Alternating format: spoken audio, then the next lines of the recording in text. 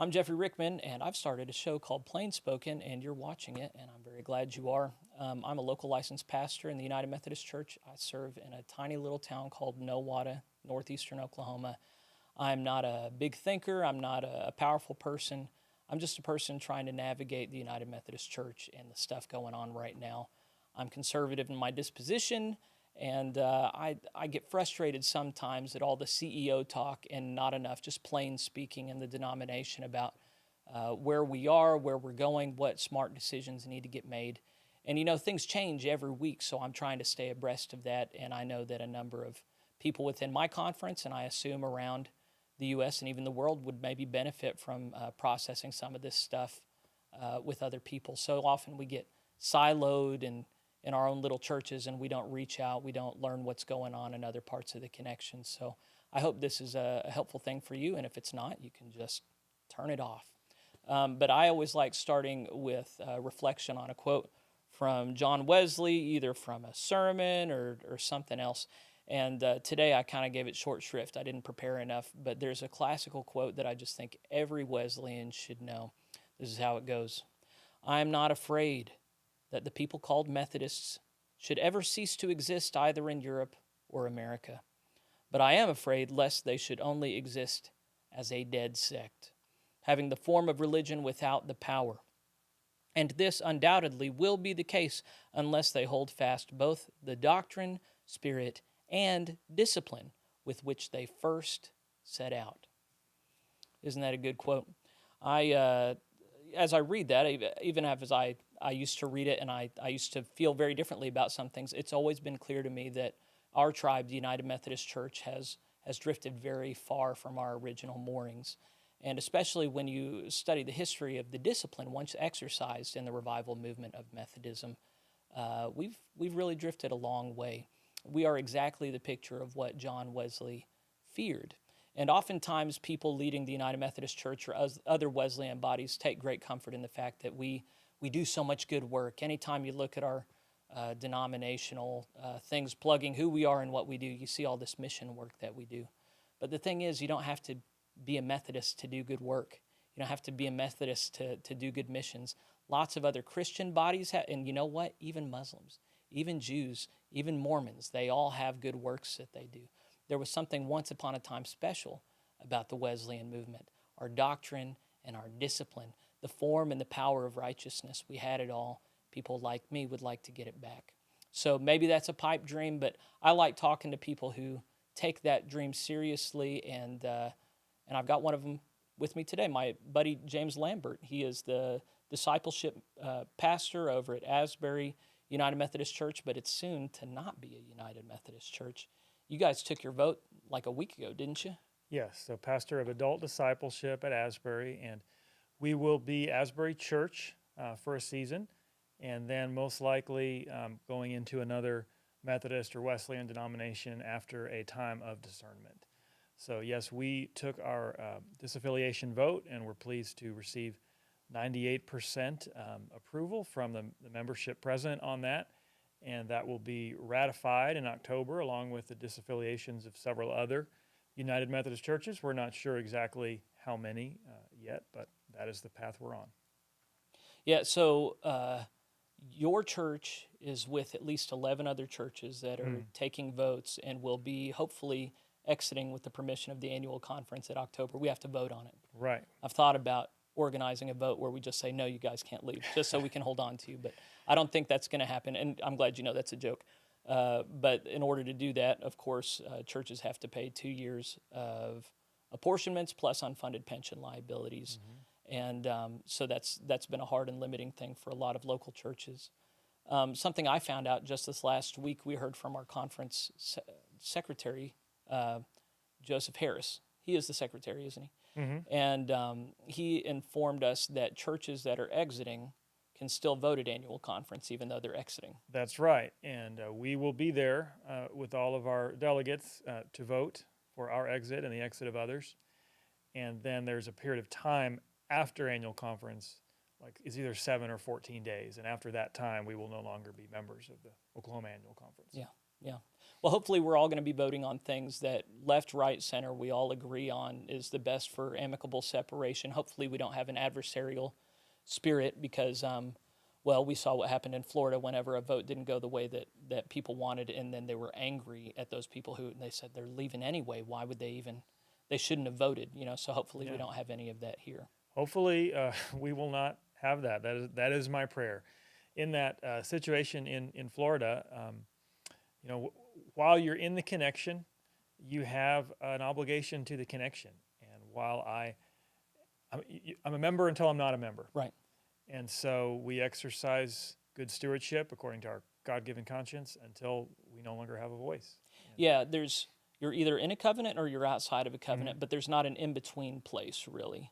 Right. And so if you want us to be in covenant with you, it comes with a certain worldview, and I'm going to talk about that in a little bit. I have some news topics that I wanted to go through, and then we're going to talk a little bit about who James is, and then he has some unique contributions to the United Methodist Church that I feel like we're really blessed to have him, and you're really missing out whenever he leaves. But even if he's not within the United Methodist fold, there is this thing called Wesleyanism, and how do we reclaim the heritage of John Wesley and the early people called Methodists. So some things that have been developing that I thought would just be interesting to highlight so everybody knows about is ever since the Global Methodist Church debuted, the United Methodist Church has had 3 bishops retire and leave the connection altogether. It happened first with Bishop Mike Lowry, who straight up gave his credentials up whenever the bishops wrote to him and said, hey, this is concerning your connections with the WCA and the GMC.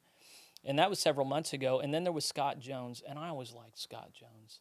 I remember a few years ago, people who didn't like the discipline were openly rebelling, and he said, you know what's going to happen if 200 clergy all perform gay marriages at the same time is we're going to have 200 trials immediately. We're going to exercise church discipline. Right, and that was very memorable. The version I heard, somebody asked him first, what if a clergy performed a gay wedding? And he said, well, there would be a suspension from ministry followed by a church trial. And that was followed up with, well, what if 100 clergy performed 100 gay weddings? And then, well, and I guess I just pumped it up to 200. 100%. There would be 100 suspensions from ministry followed by 100 church trials. Yeah. So yes, Bishop Jones is someone who is serious about the discipline. I had not heard that he is leaving the United Methodist Church or officially, but that he was retiring. He announced his retirement, whereas his conference was hoping he would serve out another year or two. No, I posted the wrong link where I had that. So anyway, I remember in 2019, one of the other things I wanted to lift up Scott Jones about was in 2019, the bishops had their plan for how they were going to force through the one church plan. You remember that? The traditional plan was not even presented by the Council of Bishops, even though it was the will of the General Conference, and everybody knew that beforehand. So the bishops, I forget who the president at that time was, but he misrepresented the conversations that they had had privately that resulted in them not putting it forward. And Scott Jones came out saying, this is being misrepresented. Here's the conversation we actually had. Here's what actually happened. And then the rest ostensibly knew that the truth was not being told, and they stayed quiet. Nobody even came alongside Jones afterwards and said, yeah, he's telling the truth. He just stood on his own, And then the third one that just happened recently was Mark Webb. And I honestly didn't know much about Mark Webb. He was in the Northeast, but he aligned conservative. And it slips my mind whether Scott Jones and Mark Webb are going to be bishops in the GMC or not. But it is concerning that we've lost 3 bishops. It's concerning for institutionalists that we have any that would leave and think that the GMC has something to offer. But it's also disconcerting for traditionalists like me who already feel abandoned. Our biggest power players are leaving rather than stay behind to help everybody have an easy exit out. But I've read the statements from all 3 bishops that we'll post alongside this in the show notes. And all 3 just say, it's unmanageable. It's been bad for my spirit. I can't do this anymore, which certainly I identify with. But how many local pastors do you have serving whose consciences are wounded because they're belonging to an unfaithful covenant? So I just think we need bishops to lead with integrity and to bear that burden. And it seems like so many just aren't willing, whether they're conservative or liberal or centrist. I mean, in my mind, they get paid enough to deal with a heavier burden bear than the I burden. do. And I don't know if you saw, they just got a raise. Our GC and FNA gave them a raise. Apparently, giving is still doing well in our denomination, even up from last year. Until the disaffiliations start becoming official. And Well, so the disaffiliations, they're paying it forward for a bit. Even if they're Right. keeping the unfunded pension liabilities in escrow, they're still getting an additional year of apportionments from a lot of churches that haven't been paying apportionments for a long time. So they're going to be flush for a couple of years, and then we'll see what happens. Right. So, but when you look at the Council of Bishops, we have now 32 active bishops in good standing. And then I wasn't sure, are you aware of any other bishops that lean right out of those 32? We know Karen doesn't. I already know a good 10 others don't, are far left and hostile. I really don't know. There are bishops that we thought leaned right who aren't necessarily leading in that way. I believe there are bishops who do lean right in terms of sexuality and the traditional marriage, but who see themselves in good United Methodist tradition as being the pastor to all people, the bishop to all people, and so they're not going to in any way lift one side up over the other. And I think we have a few bishops like that who, even to the end, are being, I would say, overly fair or overly considerate toward those who are trying to tear down the discipline and change the teachings of the church. So I don't know if that directly answers your question, but yeah. So I mean, what it really comes down to is how many bishops are going to lead and speak boldly, as at least two of the three bishops who have left did, and going to advocate for some semblance of traditional Wesleyan theology. Yeah. And if there are any left, I'm unaware of them. Right. I'm kind of personally past the place where I'm keeping track of individual United Methodist bishops and where they are and the kind of the vote counting that I know you've been thinking about a little bit. But on being on Facebook, being on social media with people from a variety of different conferences, talking about disaffiliation, there are a few other conferences where the message of the bishop is to the people, this is a conservative conference. This is a traditional conference. We believe in traditional marriage here. It is not time to leave. There may be a better plan of separation in 2024. So I don't think those were the only three conservative bishops, but I do think they are few. And when we say conservative, I know we're primarily talking about we believe in the traditional definition of marriage according to Christian teaching. And there's been conversation in the last several years, so much conversation, but there are those who want to separate what they would call theological orthodoxy from ethical teaching. And I believe that's a false separation. When you try to separate, well, the theology is the creeds, the identity of Christ, the resurrection, etc.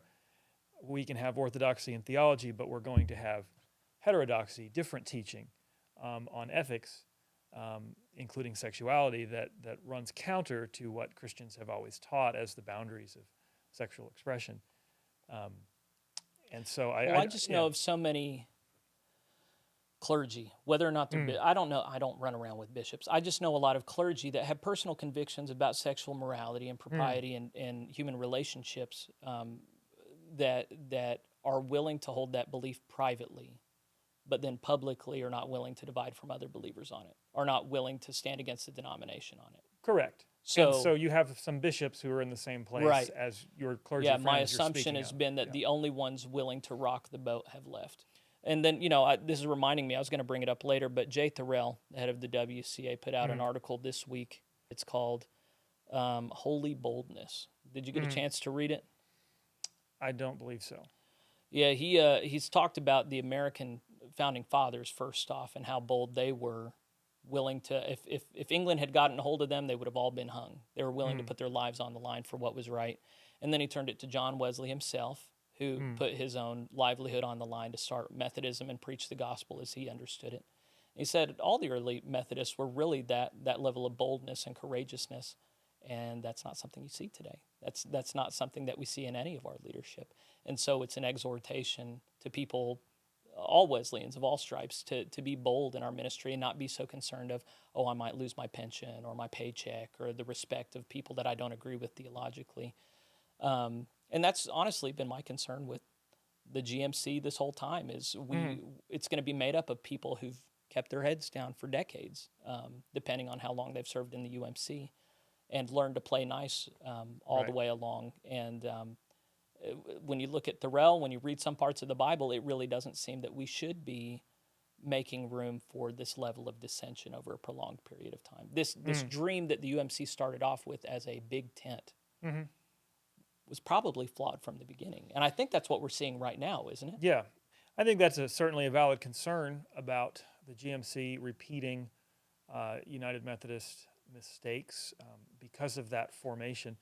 But I believe ultimately that the shared experience of learning that lesson will be powerful for the Global Methodist Church, and that they will be able to put safeguards in place to guard orthodoxy, at least for a generation or two. And then it depends how faithful we are, how long that carries forward. In talking about the GMC, I go back and forth between saying they and we because I don't know for sure. You don't know if you're going to end up in that pond. My own affiliation, although I'm rooting for that option. That's no secret to those at my church.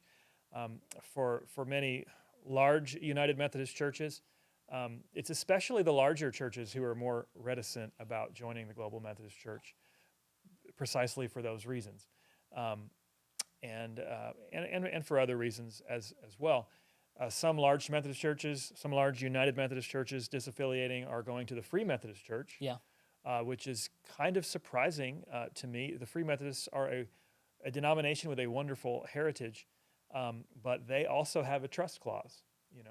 The ownership of the building. Yes, what the Free Methodists are doing is they are grandfathering in any buildings you join the denomination with, but if you built any new buildings with your church, those would be under the trust clause. So just as United Methodists do, they have a trust clause, but they're much more united doctrinally. They're evangelical and have held the boundaries of Orthodox faith well, and so it's certainly a connection I would feel personally comfortable in. For Oklahomans like us, the Free Methodist Church, there aren't many around, so it would be a much sparser connection for us.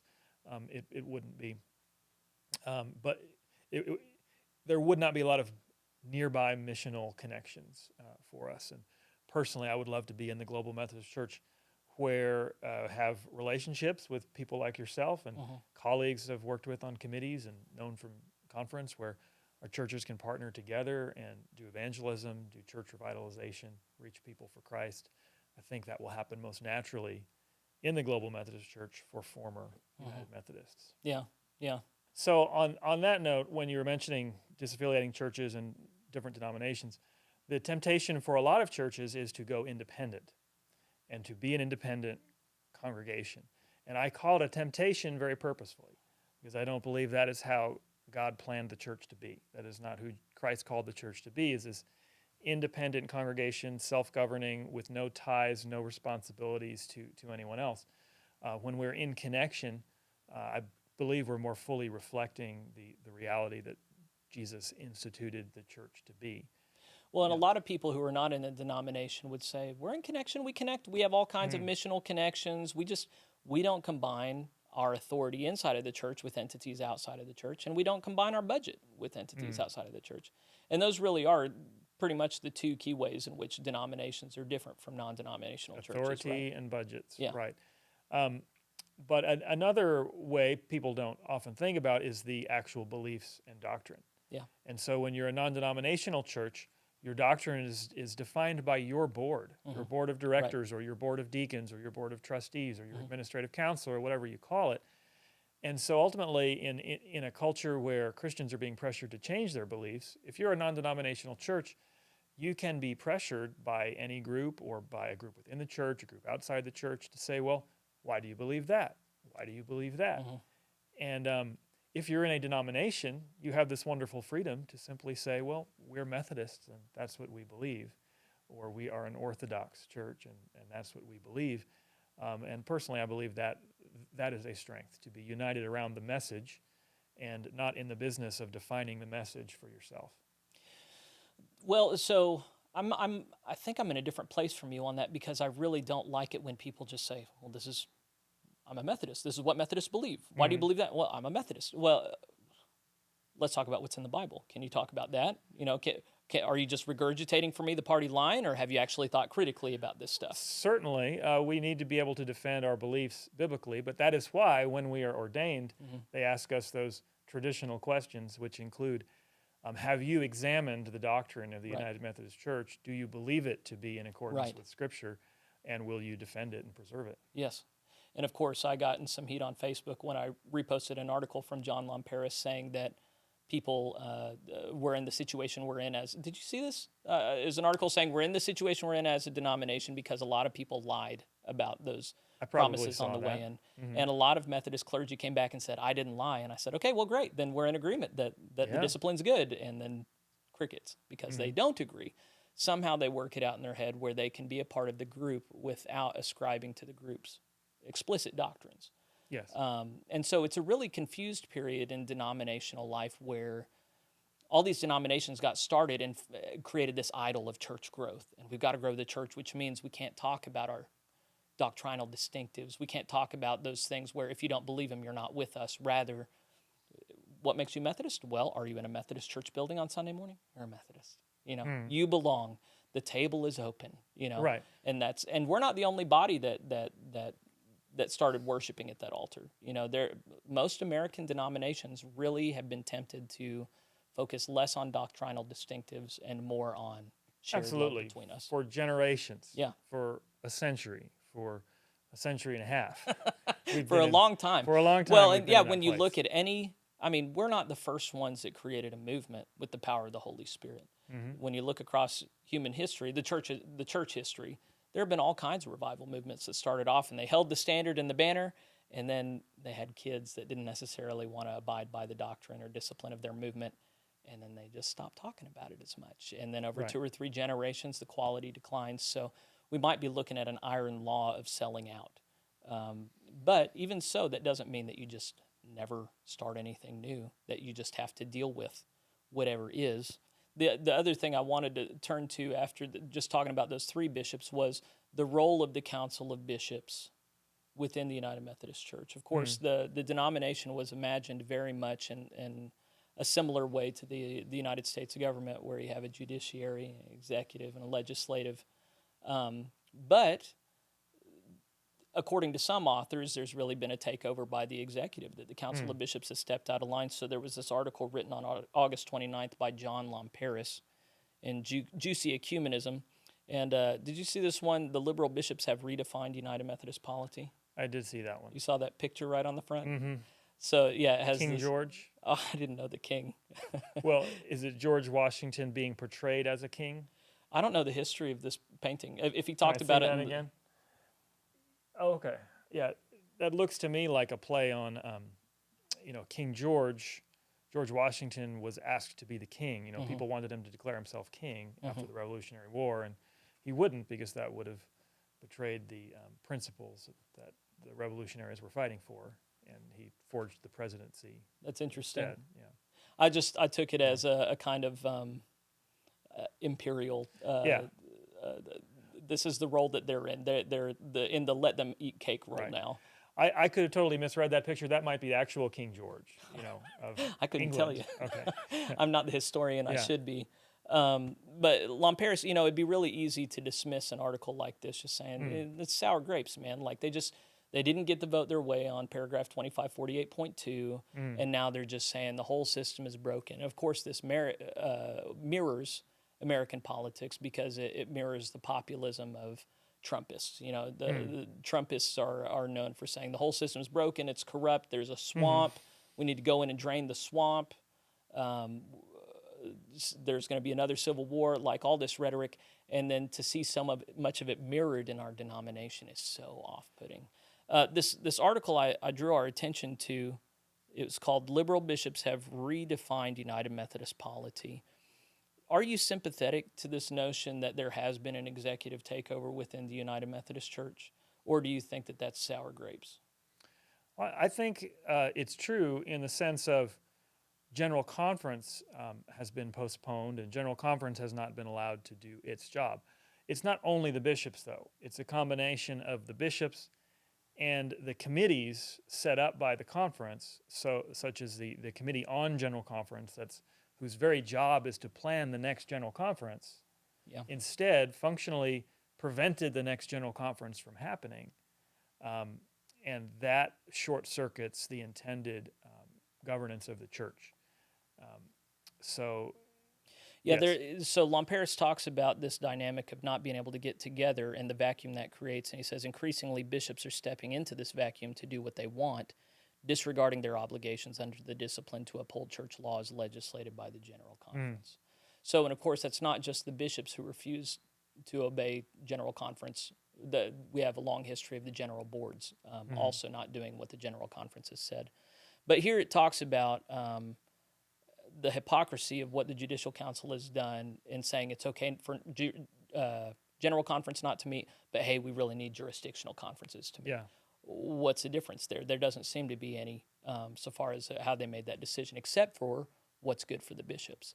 And then with this latest decision, and just the very fact that bishops can and are willing to put their own agenda in front of all the other cases waiting in line for Judicial Council ruling, and that the Judicial Council will attend upon those, put them at the front of the line, seems indicative that the whole system could have been co-opted by the bishops. And just the fact that so many decisions have been made that seem to go their way.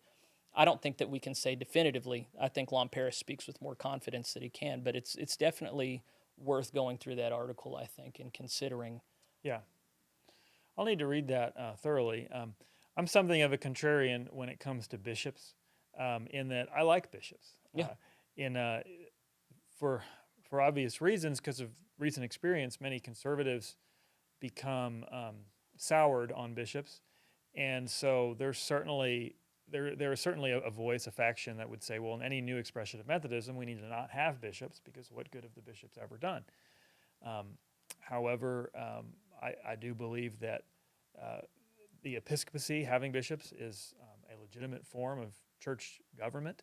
Of course, we can have the conversations of, is there a difference biblically between episkopos and presbyteros, the overseer, and the elder? And the Methodists have always had this ambiguous idea that, well, there's theoretically, technically not a difference, but we're going to appoint a different office anyway. Right. You're an elder by ordination and then appointed to the office of bishop. But at any rate, I tend to have more traditional historical sympathies to the way that the Catholic Church does things and the Orthodox Church does things. I think bishops are good. However, personally, I think we should have more bishops with smaller places to oversee, smaller conferences. The big change we should make, I believe, to the way bishops are elected is to elect them locally. Elect them by the people who they're going to serve and lead, so that when you're voting for bishops, you're voting for someone you would want to work for. You're voting for someone you really want to lead you, rather than voting for political reasons, for reasons of political correctness, for filling quotas, et cetera, et cetera. You're voting for someone you want to follow. Yeah. I think we would get more quality bishops that way. And the way we do things is because of Methodist history, and everything goes back to the circuit riders, and everything goes back to the American frontier, and our history is certainly important, and we have traveling bishops because of that. But there is a time in history to change things for the good, for the present moment in history, and what is needed there. And I think more local bishops would be a much better way to go in the future. Yeah, yeah. We'll see what happens. I know there's been a big push within a lot of the evangelicals joining with the GMC, just saying, let's get rid of the episcopacy. It's caused all these problems. Let's not replicate this drift towards executive power that we see in the government, that we see. And at least personally, I find myself sympathetic with your point. Just because something has been co-opted doesn't mean it always will, doesn't mean it's wrong. Yeah. And it's not as though local churches don't get co-opted. It's just about Absolutely. Yeah. if you're Yeah. is any centralization of power always evil? And if you're a states' rights American, then the answer is yes. Every form of church government can be corrupted. Yeah. Whether the bishop is in charge, whether it is a large church and the senior pastor is in charge, a small church with the senior pastor in charge, a small church with the board of deacons in charge, an unofficial patriarch or matriarch, like any kind of church governance can be co-opted by someone whose heart is not in the right place. And so you can't solve your problems simply by changing the way the organization is run. Yeah, yeah. Well, I wanted to shift the conversation. I wanted to start with the IRD, the Institute for Religion and Democracy, because we've already cited them a couple of times. They're the bogeyman for anyone left-leaning and even institutionalists. My understanding of the IRD, where they came about, Mark Tooley apparently came out of the CIA. If I knew that, I forgot about it. Well, I'm sure he was a top operative, right? That's what they say. Yeah. I have no idea if it's true. Yeah. So I'll have to anyway, ask him. He's a Facebook friend. it became known that we were sending a lot of our apportionment dollars to the World Council of Churches that was then funneling that money to communist guerrilla groups in Central America. Did you ever hear about this? I've heard about that. So we weren't the only ones, but even so, it was really scandalous that money put in the offering plate to Jesus was going to godless militants. And there was just something so incongruous about that. The IRD was begun to put that to an end, and they did effectively end it. But there was a lot of sour grapes over that have maintained ever since. And of course, Tooley and the rest of them have a very conservative, evangelical, right-leaning bent. But does that necessarily make them bad? And of course, you and I lean right, and we'd say no. But we also would acknowledge there's some really screwy people on the right that are often wrong and bad actors, right? Yes. And is the IRD, to your knowledge, guilty of any of that? Are you aware of at any point them behaving in ways that are duplicitous or dishonest or manipulative? I'm not. I would say that there have been times I thought some of their writers were not the most knowledgeable on Methodism, on the Methodist tradition, and some of their writers, I would read articles and think, well, this kind of reminds me of a secular piece, or kind of trying to, a bit sensationalist, but that was several years back, and their main people I always appreciate. They cite their sources. They're shedding light on what's really going on in the United Methodist world, and I think. So, for instance, within the last year, they've put out pieces on things going on at two seminaries that are really, it was Iliff and Duke, I think, were the two that they talked about, where there was open pagan worship going on, Unitarian theology being preached from pulpits, and straight up antinomianism with respect to sexual ethics. They do these, I would call them exposés, Yes.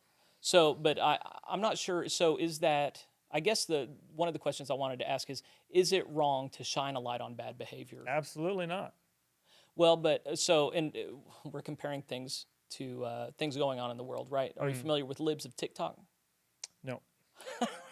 So it's a Twitter account, and it's this woman that finds things that kind of unbalanced people on the left post online, especially teachers talking about indoctrinating students or grooming students, and then they, with no commentary, just repost it for people who are on the right to watch and see and then react against. So most recently, I think it was a children's hospital putting out videos saying that they perform genital surgeries on people as young as 16.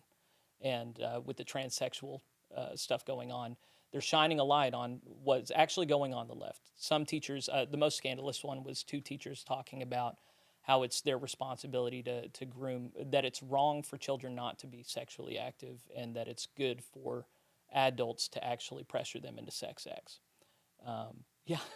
So shining a light on some of these things, a lot of what's common today is centrist or left-leaning people would just say, oh, they're just blowing things out of proportion. It's not really going on. It's not as bad as they say. The big thing is, oh, they're saying that we're going to change foundational doctrines. Right. We're not going to change any foundational. Well, you just don't care about the foundational doctrines, and you're changing a lot of things along the way. But it's this kind of, I think the phrase is gaslighting, right? Just saying this concern you have is not legitimate.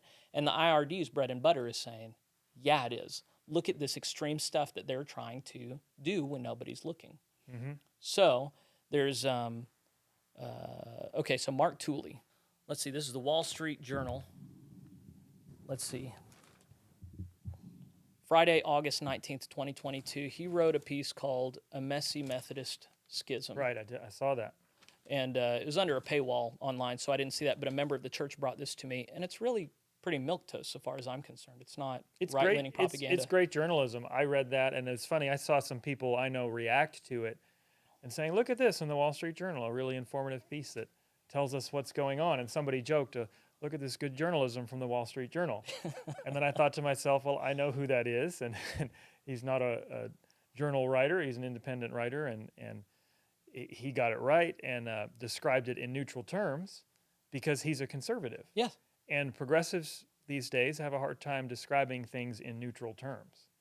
And obviously, I'm not neutral. Well, okay, but, anybody watching this is going to hear that and go, you only think that because you're conservative. Of course. Right. So that feels like the most difficult conversation to have, which whether or not you're right, so many people are just not even going to receive. Conservatives paint an accurate picture, and left-leaning people always skew things. And of course, you and I would readily acknowledge right-leaning people regularly often skew things to the right unconsciously. We have a worldview that we operate within. But even so, there does seem to be a real disconnect. There is a real disconnect. You see so much. Well, I'm going to advance the story because you see it in this. So on Twitter, I first became aware of this. I don't remember the date. It was posted on August 25th. Mark Tooley posted, a Dallas, Texas Methodist cleric posts his dream that I choked to death on a bologna sandwich, evincing spiritual and intellectual depth for parts of the denomination and further confirming the need for the unfolding split. And then he has a surprise face. But then he has screenshots of this guy. When it came out. So the guy's name is Stan Copeland. So now I've got this, and he posted on a Facebook group called Methodist Sojourners. And it's this whole imagined, I very much doubt he had this dream, but he presents this account of Mark Tooley choking to death on a sandwich, a bologna sandwich, and then appearing before the gates of heaven to St. Peter. And St. Peter asks him this question over and over, what have you done to advance the kingdom of God on earth? And then Tooley acts like a real tool throughout this whole thing, is just a real jerk. And he puts him, there's no way that Tooley reads this and go, oh yeah, that resembles me. You know, right. Anytime, one of the rules I have in dialogue with the disagreement is if you're not presenting the person's argument in terms that they would recognize, you're guilty of straw manning them, you know, or gaslighting them. And so this is definitely a straw manning piece. It's really nasty towards him. It makes him seem really bad. So it breaches, to my understanding, and I'm gonna scroll through this for anybody who looks at this online. But yeah, it's really, just pause it and you can see how icky this is. And he doesn't even say that Mark eventually gets into heaven. It leaves it with John Wesley wants to come and chew you out. I found so much objectionable about this, absolutely, and just its rendering of the situation as it is. But it also crosses these lines of propriety, where in what world is it appropriate to imagine someone dying and it being a good or funny thing, and then to speak to how their judgment is going to go on the other side? Like, as a pastor, my brain doesn't even go here. Like, God is going to judge how he's going to judge. What kind of, and then, do you know who this Stan Copeland guy is? He's a pastor at Lovers Lane United Methodist Church in Dallas, I believe. Yeah. Have you seen any of the stuff he does? Have you seen his videos he does?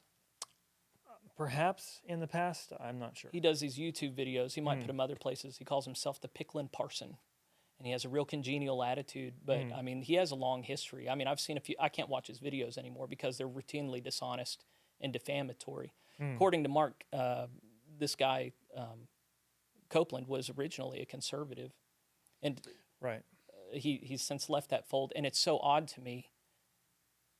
He's not able to render the arguments of the people he now disagrees with in any way that resembles the way that we would recognize it. It's a very odd phenomenon.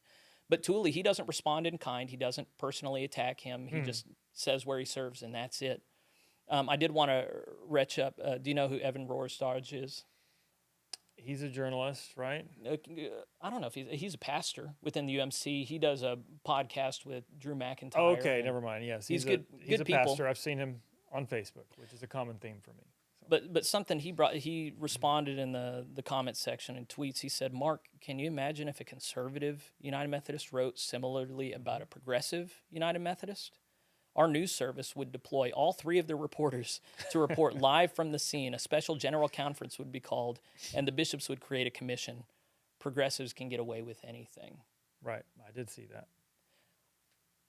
And that says it all.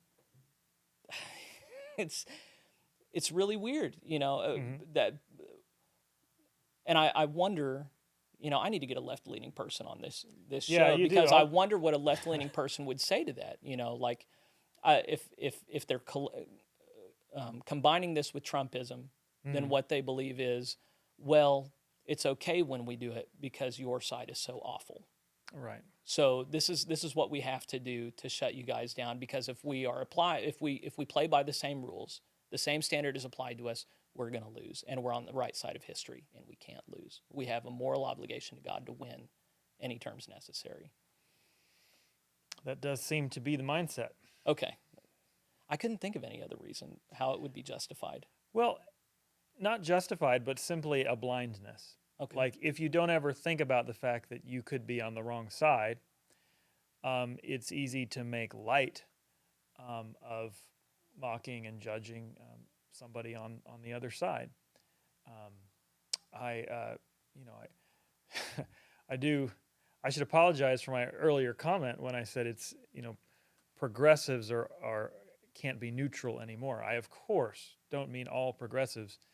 And there are many conservatives who engage in sensationalist journalism. Okay, Mm-hmm. it's all over the internet. I know it when I see it. When I see a conservative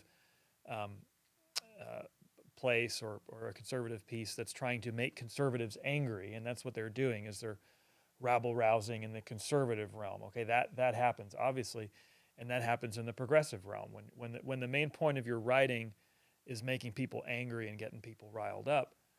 It doesn't lift anybody up. It doesn't do anything for the kingdom of God.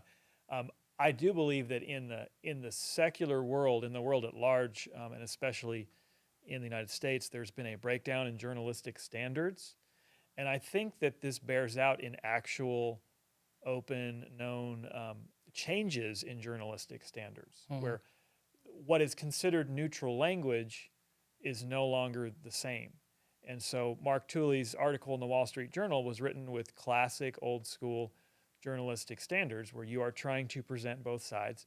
And so the friend I referred to who pointed it out on Facebook is someone who is more progressive, more liberal, or at least centrist, to someone who actually doesn't agree with the direction our church is taking, had no idea who Mark Tooley was. Right. Read that article in the Wall Street Journal and said, oh, that's a good article that describes our situation. Yeah. So someone more left-leaning read Mark Tooley's traditionally good journalistic article, and was not offended by it at all because he didn't know who Mark Tooley was. Right.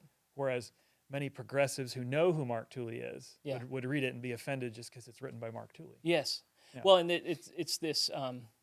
So I'm an enlightenment person, whether I like it or not. That's just where I. And one of the great sins that I think can be committed in conversation and when you disagree, it's not just straw manning, it's not just gaslighting, but it's ad hominem as well. Ad hominem is when someone says something you disagree with, and rather than engaging the content, you engage the person who wrote it, and you speak ill of them, which doesn't get us anywhere. It's actually really toxic for everybody. And yet increasingly, that's what I see within our denomination is, here are these concerns being raised about the behavior of bishops, or about conduct on seminaries, or the way we're using our money, or local licensed pastors being dismissed when they step too far out of line. There are a number of things that are brought up, and rather than addressing these, you have, man, these guys are lying their butts off. That's what this guy said whenever he did his write-up on, he didn't say butts. This is full of disinformation. I've heard our own conference officials say there's disinformation everywhere. And to be honest with you, I haven't been able to find any caucus leader on the right that is airing information that it's not nuanced and and Right. true. Yeah. So it's really weird. I mean, it's weird to live in this age where people straight up say that's disinformation without engaging the substance and saying it's disinformation because It's fake news. there's the other thing. Yeah. Which, of course, in using that phrase, I reference the figure on the right, Yeah. Donald Trump. Yeah. News you don't like is fake news. Yeah. And so that's a cultural disease we have, and both sides of the political spectrum, and in our case, the theological spectrum, will do that sometimes. Yeah. We have to try to look through it. Yeah. I mean, if you're going to be a person of integrity, you have to disregard who's saying something and just engage the content of it, and even if it's rendered in bad faith, the truth will set you free. These are words from Jesus, and yes, there are ways of, there are really bad faith questions like, when did you stop beating your wife? That's a classic one. But there are a lot of people that I mean, I earnestly, as a conservative, I don't want people to be able to come to me and just say you're hateful and I have no response, or that's fake news, that's disinformation, but be able to explain, no, everything I'm doing is rooted in love, and if I am hateful, I want to see it. Help me. Yeah. But I highlighted this quote from Mark Tooley. He wrote a response article. The guy who originally posted it, Copeland, he removed his post when he got caught. But within that article, Tooley, in his response article, says, if traditional views are as intrinsically hateful as centrists, not to mention progressives, claim, then traditionalists, of course, should not be tolerated in the church any more than racists. And of course, they will not be. So he says the start of that paragraph is, the dream about my death by a United Methodist minister who identifies not as a progressive but as a centrist also does not bode well for the toleration that centrists claim will protect traditionalists when United Methodism officially liberalizes its sexual teachings. So a lot of people in the center are saying, hey, we're probably going to liberalize our teachings, but there's always going to be room for traditionalists. Right. And he's saying that's a lie. Look how they're already responding to right-leaning people. They think that we're evil. We think that we're harbingers of hate. And it's just not honest to believe that there's going to be a place for right-leaning people in the UMC after a certain period. Right. It's not realistic. Whether it's honest depends on if the person sincerely believes it. So, but it's not realistic. Well, the last thing that I had in mind for us to talk about before we just turn to each other and talk about what we want to talk about is within our conference, Mindy Dennison is a preacher's wife. And today, Good News released an article written by her that I have not yet read. I assume you haven't read it yet. I haven't read it either. Okay, but I so think that's great. It's pretty long. I don't think we can make our way all the way through, but I thought we might read just a few paragraphs of it together and see immediate responses. Okay, so Mindy's a friend of mine. Right? Okay, you work with her husband, right? I do, and we were in a band together. Are you really? Yeah. Well, she was in the praise band at the church I worked at, Bridgeview United Methodist Church in Norman. Okay. My first music leader gig. Cool. So, back when she and Daniel were engaged. Okay. In college. We all Y'all went go to, way back. Yeah, we all went to OU, went to the Wesley Foundation at Okay. OU. And now she's not just a pastor. She has a very successful YouTube presence. That's right, she does. I looked at a couple of her videos. I'm not her target audience. Me but, neither. Yeah, you. Let's look at what she had to say. Begins with the story. I was about 5 years old, sitting next to my mother in church when we came to the place in the service where we say the Lord's Prayer. My mother looked down at me, a little taken aback when I joined in the liturgy. I heard those familiar words recited so many times that they were ingrained in me already, even at a young age. It was still the beginning of my upbringing among the people called Methodists. My memories of our little United Methodist Church are many and golden. At Christmas, we hung the greens, placed chrismons on the big tree, and lit the Advent candles. I waved the branches on Palm Sunday and sang He Lives on Easter. I went to Sunday school. I attended VBS. I had the lead role in the Christmas musical when I was 8. In 5th grade, I attended Sunshine Camp. In 6th grade, I was confirmed and baptized. In 7th grade, I joined the youth group and went on mission trips. I wasn't just told what to believe, but why we believed and how to apply tradition, reason, and experience to the study of God's holy word. As an analytical child, with the need to understand the how and the why, this intellectual approach to scriptural study and the interpretation was important. In Methodism, science and faith were reconciled, not separate, celebrating and even validating each other. The church nurtured my gift for music, which eventually became my vocation. I sang in the choir, I played handbells, My piano teacher was a member of our church, and our recitals were held there. I first learned to read music from the hymnal. I was in 8th grade when I sang my first Christmas Eve solo to a packed sanctuary, something I would do for the next 10 years. As I grew up, the United Methodist Church continued to play a central role in my life. I worked in church music programs, directing choirs and handbells to groups of all ages from 3 to 93. I met and married my husband in a United Methodist campus ministry. You know, what's absent there is talking about your praise band together. I know. Guess you weren't that important. I have been a United Methodist clergy spouse for 16 years. Our children have been welcomed into the nurseries, Sunday schools, VBSs, and church pews of over a dozen UMC congregations. I say this to make a point. You'd be hard-pressed to find somebody more Methodist than I am. Mm-hmm. Of all the cradle Methodists in the world, I am among the most Methodist. Just ask my Baptist friends. But my lifelong history, my golden memories, my deep personal connections, my admiration for the Wesleyan Quadrilateral, my commitment to thorough scriptural study, my fierce, long-rooted loyalty to the United Methodist denomination, all these could not withstand a truth that first crept and then crashed into my heart in recent years. The United Methodist denomination that raised me is gone.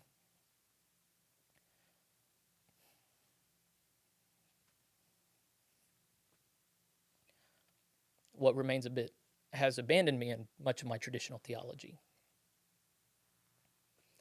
The decision for me and other Orthodox United Methodists is not just about staying or going. It's about accepting that we have already been cast aside by this institution and determining what we're willing to compromise moving forward. Will it be our membership in this institution or our traditional beliefs rooted in Scripture? 4 years ago, I not only denied this truth, I fought it vehemently. Mm-hmm. I considered myself a centrist, deeply loyal to the institution of the United Methodist Church. I saw the division. I heard the arguments.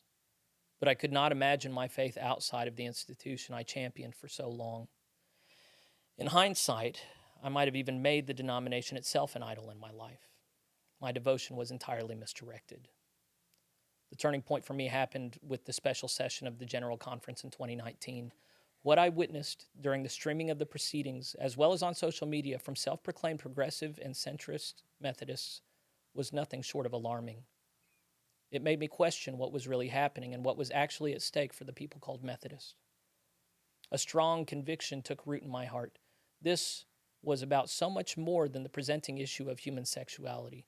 Ultimately, this was a battle to determine at what altar we will serve, that of the institution or of the kingdom of God. There has been no shortage of complete disregard and open contempt for clearly stated teachings of our Book of Discipline. No doubt you've heard accounts of this. But the ruling minority, those who serve in high positions of leadership within our denomination, do not align with the congregational majority. Did you ever see that study UMNS did, showing that grassroots people in America, in our pews, still lean right? Absolutely, yes, I've seen that. Okay. Denominational leadership is cherry-picking which part of our doctrine and discipline it will uphold and enforce, giving preference to that which preserves the institution, not historic Christian beliefs. Rules for thee and not for me. I see that quoted all the time. And woe to those who stand in the way. I could expound on this by sharing several disturbing stories of open hostility toward my family by progressive leaders in the United Methodist institution. I'll just say that as a traditional clergy household, I've been holding my breath for the better part of 3 years.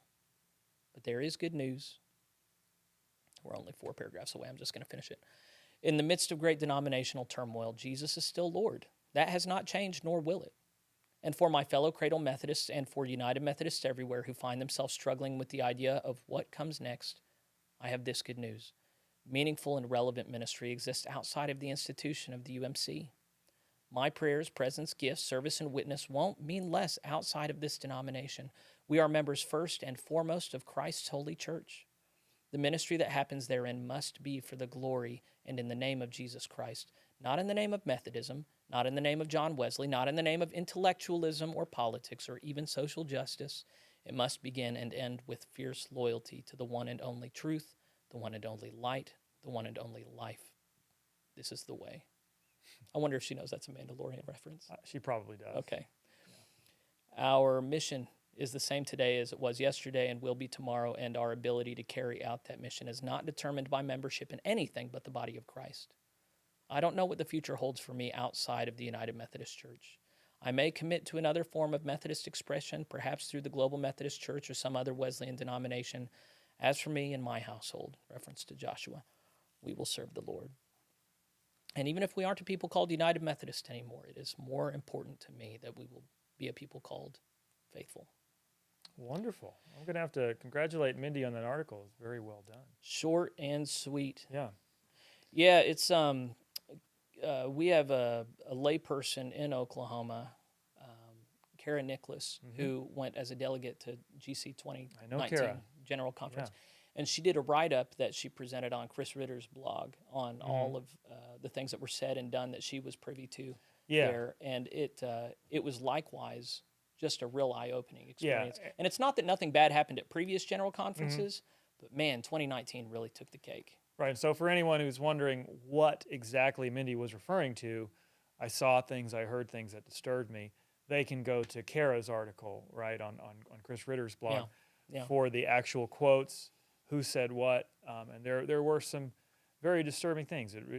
There seemed to be a double standard on the part of progressives and centrists to speak about conservatives in very demeaning ways simply because conservatives were holding back what they saw as the tide of progress that simply had to happen. Yeah.